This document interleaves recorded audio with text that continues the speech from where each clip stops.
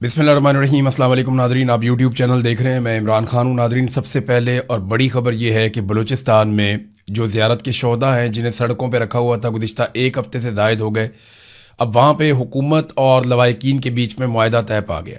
ये धरना चल रहा था, हज़ारों लोग यहाँ पे मौजूद थे और 8-9 दिन गुजरने के बाद बिल आखिर हुकूमत को होश आई और उन्होंने मुतालबात तस्लीम किए मुजाहिरीन के।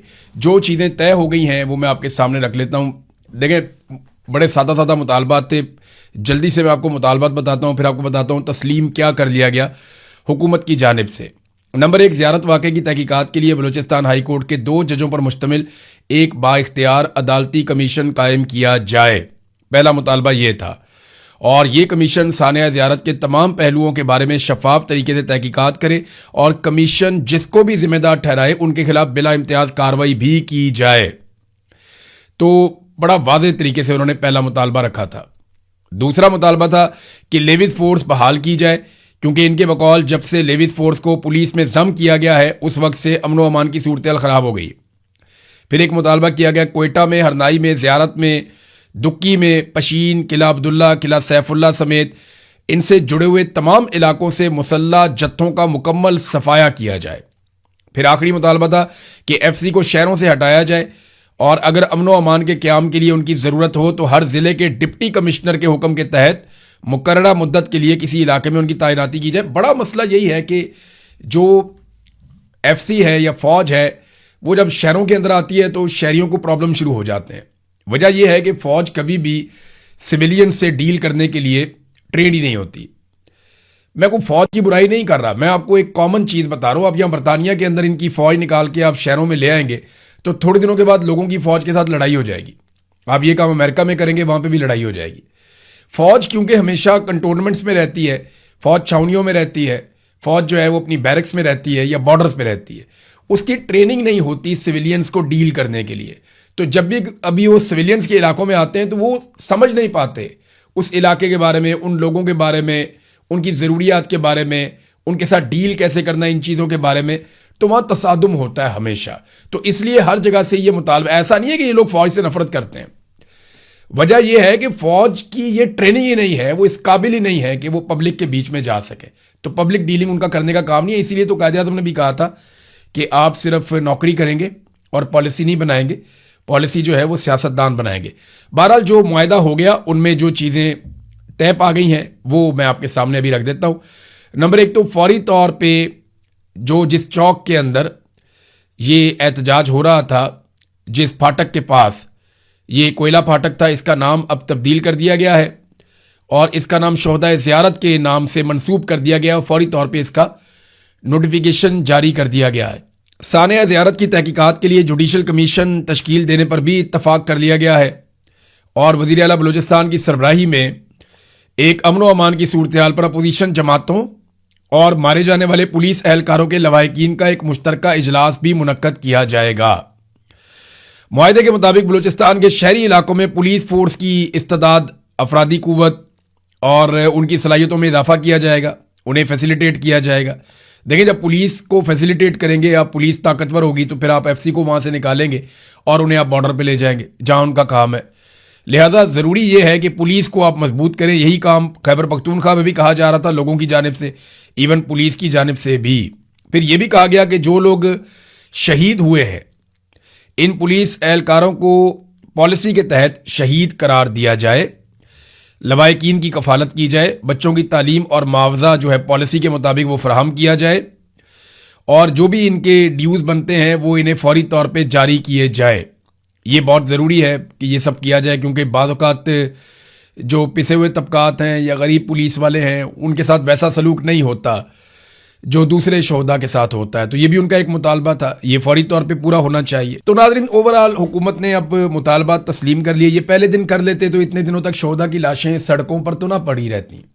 बहरहाल देर आए दुरुस्त आए, हुकूमत ने मुतालबा तस्लीम कर लिए। पहले ये ढिटाई पे उतरे हुए थे कि जी हम बात नहीं मानेंगे, हम इसका जुडिशल कमीशन नहीं बनाएंगे, हम इसके ऊपर कोई इंक्वायरी नहीं करवाएंगे, हम जो है वो शोहदा का जो उनका इज्जत और उनकी जो तकरीम है वो उनको नहीं देंगे, लवाहिकीन की बात भी नहीं सुनेंगे। लेकिन वो लोग डट गए। हुकूमत को लगता था 2 दिन, 4 दिन, 5 दिन में ये लोग चले जाएंगे, लेकिन जब दिन काफ़ी बढ़ गए तो फिर हुकूमत को सरेंडर करना पड़ा शोहदा के लवाहिकीन और धरना देने वाले लोगों के सामने। तो अब जो शोहदा हैं उनकी तदफीन होगी। लेकिन अफसोसनाक सूरत हाल ये है कि बलूचिस्तान में इस वक्त भी जबरी गुमशुदगियों का सिलसिला जारी है।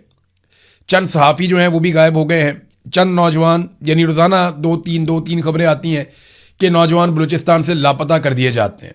और ये जो जबरी गुमशुदगियाँ हैं इनका सिलसिला पहले भी जारी था, लेकिन अब बहुत तेज़ कर दिया गया है। अहमद फरहाद साहब, जिन्हें आज़ाद कश्मीर में गिरफ्तार किया गया था, उनके बारे में कुछ समझ नहीं आती, तो इतलात आती रहती हैं। हुकूमत ने किस चक्कर में उन्हें जेल में रखा हुआ ये भी पता नहीं चलता, क्यों उन्हें गिरफ्तार रखा हुआ ये भी पता नहीं चलता, कौन सा ऐसा उन्होंने जुर्म कर दिया सवाए इसके कि वो अपने लोगों के हक के लिए बात करते हैं आइन और कानून के दायरे में रहते हुए। तो अहमद फरहाद साहब की सेहत काफ़ी ख़राब हुई है, इसके बारे में कुछ सहाफ़ी मुझे बता रहे थे और वो ये कह रहे थे कि उनकी तबीयत काफ़ी ख़राब है, उनको रिहाई मिलनी चाहिए ताकि वो अपना इलाज करवा सकें। लेकिन दबाव उन पे यही है कि आप एक वीडियो बना दें और घर चले जाएं। बहरहाल अहमद फरहाद साहब ने अभी तक कोई वीडियो नहीं बनाई। मेरे ख्याल में वीडियो बना के जान छुड़वाएं, बाहर निकल के अपना इलाज करवाएं और उसके बाद जो है फिर आप अपना मौक़िफ़ दें। सारी दुनिया को पता है कि एक्चुअली आपके साथ क्या हो रहा है। आप अगर वीडियो बना भी देंगे ना, कोई अगर अहमद फरहाद साहब वीडियो बना देंगे या कोई वीडियो बना देंगे वो जो शौकत नवाज मीर साहब हैं, इससे कोई फ़र्क नहीं पड़ेगा। लोगों को पता है ज़बरदस्ती बनवाइए, पकड़ के बनवाइए। इंसान लोहे का तो नहीं बना हुआ होता, इंसान कोई बहुत मजबूत, कोई स्टील का बना हुआ तो नहीं होता। आप मुझे दे दें कोई भी एक जर्नैल और दें मुझे एक हफ्ते के लिए, मैं वीडियो रिकॉर्ड करवा दूंगा उससे। जो वीडियो आप कहेंगे मैं रिकॉर्ड करवा दूंगा। यहां तो लोग 4-4, 5-5 महीने गायब कर दिए जाते हैं ना, तो आप दें कोई बंदा, उसे वीडियो रिकॉर्ड कर देगा। इंसान को आप मारते रहें, एक वक्त आता है आप उसकी फैमिली को भी मजबूर करें, आप सबको मजबूर करें, आप उसके बच्चों को मजबूर करें, तो अल्टीमेटली आदमी टूट जाता है। तो उससे वीडियो बनवाई जा सकती है। ये बहुत मुश्किल होता है, मैं जानता हूं कितना मुश्किल होता है। अहमद फरहाद साहब इस मुश्किल से इस वक्त गुजर रहे हैं, शौकत नवाज मीर साहब भी इस मुश्किल से इस वक्त गुजर रहे हैं। मैंने इसका सामना किया, मैं इसलिए जानता हूं। लिहाजा कोई यकीन नहीं करेगा, अगर आपने कोई वीडियो बना भी दी तो कोई नहीं मानेगा, ये ज़बरदस्ती बन रही है। नाजरीन, कश्मीर में क्योंकि अहमद फरहाद साहब वहाँ गिरफ्तार हुए हैं, वहाँ मैं आपको ले जाता हूँ कश्मीर में सूरत हाल क्या है। दरअसल हुआ क्या, मैं आपको बताता हूँ। जो ओवरसीज बीच में बंदे डाले गए ना, उन्होंने आकर कहा कि जनाब हमें भेजा है आसिम मुनीर साहब ने और आसिम मुनीर साहब का मैंडेट हम लेकर आए। तो जॉइंट अवामी एक्शन कमेटी, क्योंकि एक कलदम जमात अब करार दिया जा चुका है उसे, तो उन्होंने हिकमत अमली के तहत ये बात पब्लिक कर दी कि आसिम मुनीर साहब को हमने खत लिखा था, तो उसके जवाब में उन्होंने जनाब बंदा भेज दिया है और हम उनके साथ बातचीत कर रहे हैं। लिहाजा हमने अपना लॉन्ग मार्च मुलतवी कर दिया है और अब हम यहाँ पे धरने पे बैठे हैं और इंतजार करेंगे 22 तारीख तक। अब जब मेरा राब्ता हुआ उन लोगों से, वो कहते हैं जी हमारे साथ जो कुछ हुआ वो सारा कुछ हम बताएंगे, हमारे साथ जो वादे और दावे किए गए और जिस जिसका नाम लिया गया हम वो भी बताएंगे, लेकिन हम 22 तारीख तक इंतजार करेंगे। अगर 22 तारीख तक हमारे मुतालबात तस्लीम कर लिए गए और कश्मीरियों को उनके हकूक मिल गए तो फिर सूरत हाल कुछ और हो जाएगी। लेकिन अगर 22 तारीख तक सूरत हाल जूं की तूं रहती है और इसी तरीके से ढिठाई दिखाई जाती है, तो ना सिर्फ हम हकायक सामने रखेंगे बल्कि हम अपने अगले लायामल का ऐलान भी करेंगे। तो ये आसिम मुनीर साहब के साथ प्रॉब्लम एक ये भी बन गई ना कि वो कलदम जमात करार दिया गया उसको, और उसके साथ अगर वो अपने नुमाइंदे भेजकर बातचीत करेंगे तो ये एक और इशू बन जाएगा। लिहाजा फौरी तौर पे इसीलिए तरदीद भी करवाई गई। बिलावल जो है वो कश्मीर से वापस आ गए हैं। जो मिशन नूरा कुश्ती है बिलावल का, वहाँ पे PMLN और पीपल्स पार्टी की नूरा कुश्ती, वो नाकाम हो गया क्योंकि PMLN आई नहीं सामने और बिलावल अपोजिशन होने का ड्रामा कर रहे थे। हालांकि वो वहाँ पे हुकूमत में है, बिलावल के पास आज़ाद कश्मीर की हुकूमत है। ये जितनी पाबंदियां लगी हैं, सरों के ऊपर इनाम रखे गए हैं, जितनी फोर्सेस वहाँ पे बुलाकर कत्लेआम किए गए हैं, ये सब बिलावल की मर्जी से हुआ। और बिलावल की पार्टी पाकिस्तान पीपल्स पार्टी, जिसकी हुकूमत भी आज़ाद कश्मीर में, उन्होंने ये सारा कुछ जुल्म वहाँ पे आज़ाद कश्मीर में किया। बहरहाल बिलावल 3 दिन तक रहे आज़ाद कश्मीर में और मुजफ्फराबाद में जलसा किए बगैर या कोई कॉर्नर मीटिंग किए बगैर मुजफ्फराबाद से वो वापस आ गए बिलावल।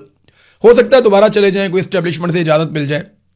लेकिन जो इन्फॉर्मेशन आ रही है वो ये आ रही है कि लोगों में गर्मजोशी कोई नहीं है और आज़ाद कश्मीर के लोग इन इंतखाबात में बिल्कुल दिलचस्पी नहीं ले रहे।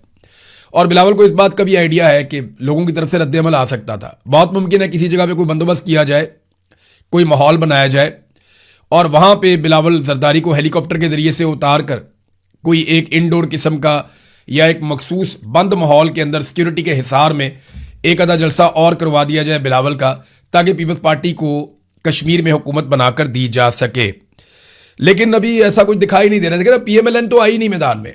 नवाज शरीफ जिनके बारे में कहा जाता है पाकिस्तान का 3 दफा वजीर आजम भी हो रहे हैं, उनके बारे में कहा जाता है उससे बड़ा लीडर कोई नहीं है, तो नवाज शरीफ आज़ाद कश्मीर में आ भी नहीं सके।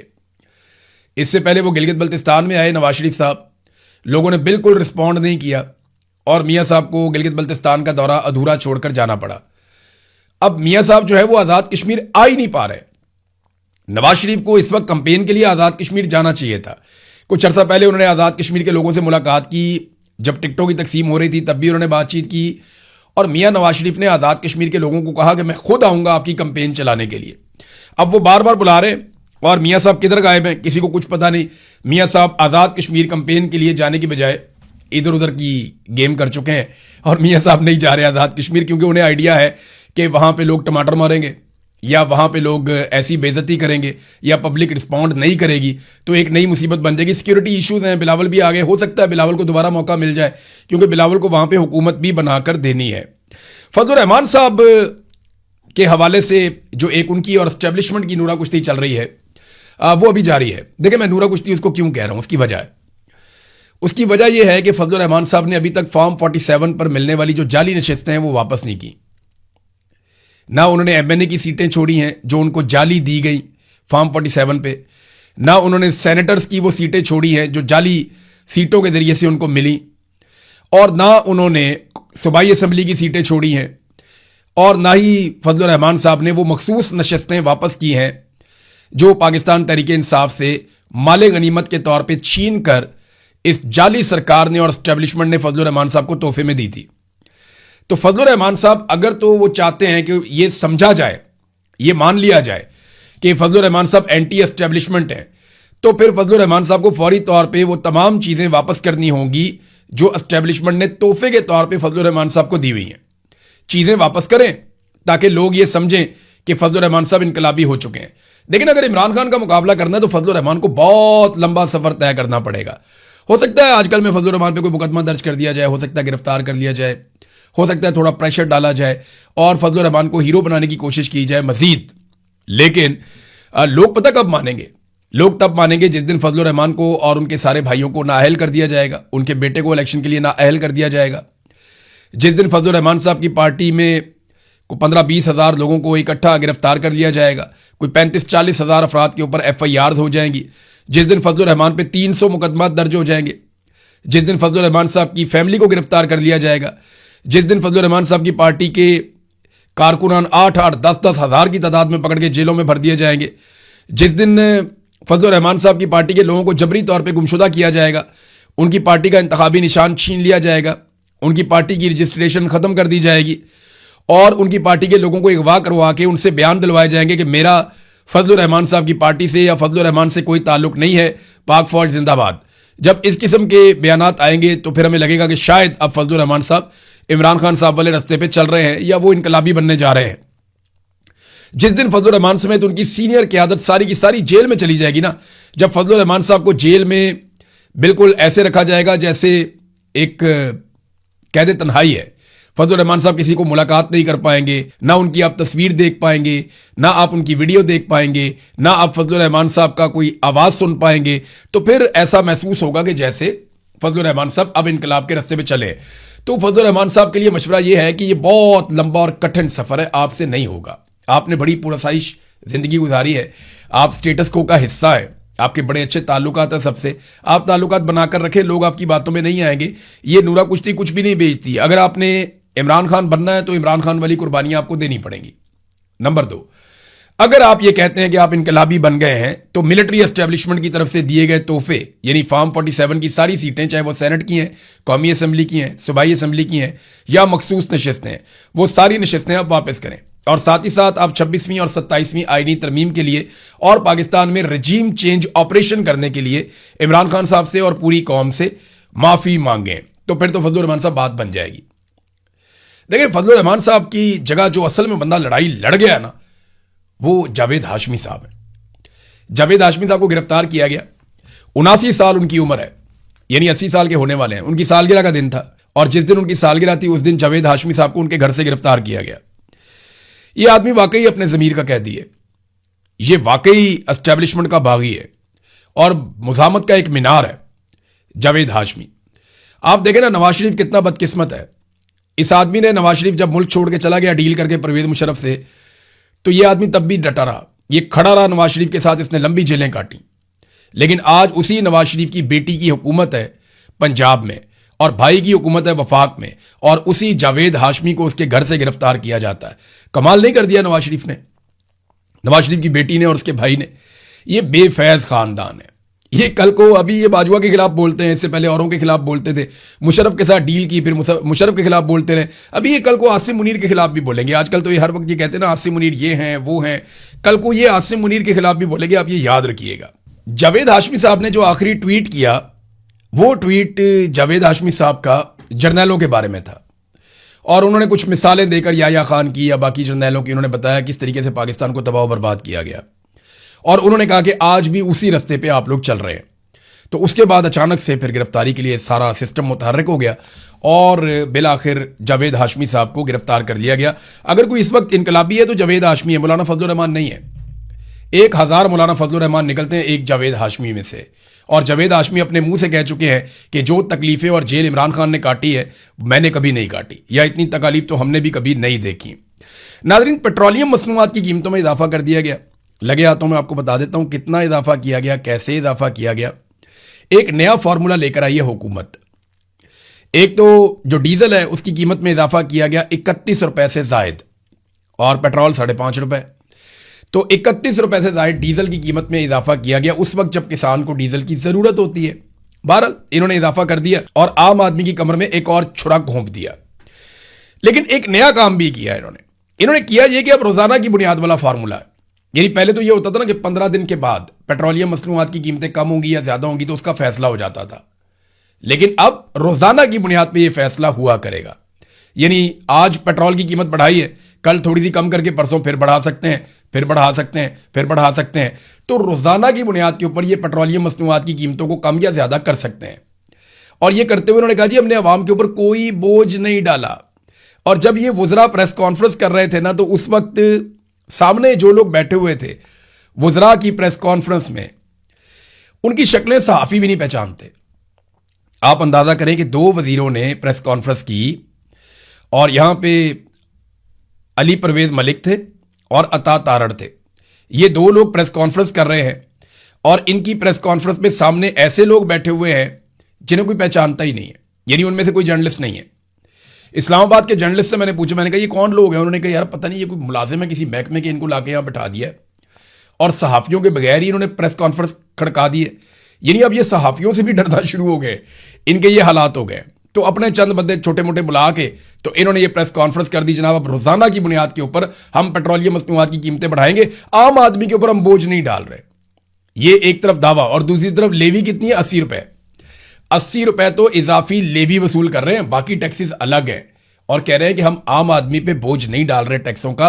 तो ये क्या डाला हुआ है अपने आम आदमी के ऊपर? तो अब ये करेंगे ये कि आलमी मंडी में जैसे ही थोड़ी सी कीमत बढ़ेगी ना, उसी दिन पाकिस्तान में बढ़ा देंगे, और जैसे ही आलमी मंडी में कीमत कम होगी ना, तो ये कहेंगे जी 15 दिन बाद पेट्रोल आएगा, हम कम करेंगे। यानी 1.5 महीने का स्टॉक हमारे पास पड़ा हुआ है। तो ये करेंगे वही जो ये पहले से करते आए। कीमत बढ़ानी है तो एकदम बढ़ाएंगे, कम करनी है तो बहुत दिन बाद कम करेंगे, और आवाम की जेब के ऊपर डाके डालेंगे। रोजाना की बुनियाद पे इसलिए कर रहे हैं कि जब ये 15 दिन बाद करते हैं ना, तो खबर बन जाती है। रोजाना करेंगे तो आहिस्ता आहिस्ता लोग आदी हो जाएंगे कि यार ये तो रोज का काम है, ये कभी बढ़ा देते हैं कभी कम कर देते हैं, तो हम इसके ऊपर क्या खबर करें। तो इन्होंने एक नया फॉर्मूला इसीलिए ये लेकर आए हैं कि खबर ना बने, पैसा ज्यादा इकट्ठा हो, और पेट्रोल की कीमत जब कम करें तो वो देर से करें, और जब बढ़ाएं तो वो फौरी तौर पे बढ़ाएं। मुराद सईद का एक ट्वीट आया नाजरीन, उसमें जो लुब्बे लुबाब है ना वो ये है कि हम ये समझते थे कि इस वक्त जो हुकूमत बनी हुई है खैबर पख्तूनख्वा में, सवेला अफरीदी की या मीना खान अफरीदी या बाकी लोग जितने भी हैं, शाहिद खटक वगैरह, ये सब लोग, ये मुराद सईद की टीम है, हमें ये लगता था। लेकिन आज मुराद सईद ने एक जुमले में ये बात क्लियर कर दी कि उनका इनसे कोई राब्ता नहीं है, और जो गिले शिकवे उन्होंने किए हैं अपने इलाके की एक यूनिवर्सिटी कैसे ज़मीन पे कब्जा हुआ, किस तरह वो छुड़वाया गया, कैसे वहाँ पे मिलिट्री आके बैठ गई, वो सारी चीज़ें, और किस तरह जर्नैल उन पे दबाव डालते रहे कि जनाब आप ठेका हमें दे दें। रिटायर्ड जर्नैल उन्हें कहते रहे जी ठेका आप हमें दें और हम बड़े अच्छे तरीके से करेंगे। तो मुराद सईद ने कहा जी ये तो मेरा काम ही नहीं है, ये तो कानून और आइन के मुताबिक होगा। लेकिन आपको पता है कि पाकिस्तान में सारा कुछ उन्हीं के लिए है जिनके पास डंडा है, मिसाल के तौर पे ये पीआईए वाली मिसाल मैं आपको दे देता हूं, ये बड़ी इंटरेस्टिंग है। पीआईए के जिम्मे 4.5 अरब रुपए के टैक्स और जुर्माने और सरचार्ज माफ कर दिए गए। आप देखें कैसा मजा आ रहा है ना आपको।